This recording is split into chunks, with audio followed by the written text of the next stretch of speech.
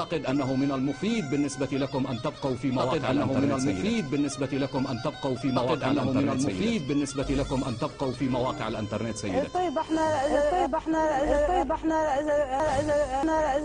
أنت وضح لنا الصورة بدون لو سمحت يعني بدون أخذ وعطاء ودوائر ومربعات. أنت لا تملين علي الأخذ والعطاء وأنت لا تحققين وما بيطلع لك تحققي معي.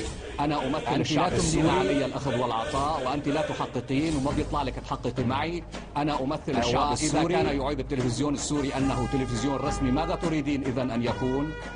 هل يأخذ من مثل ما تأخذون من بعض مواقع الانترنت يا سيدتي؟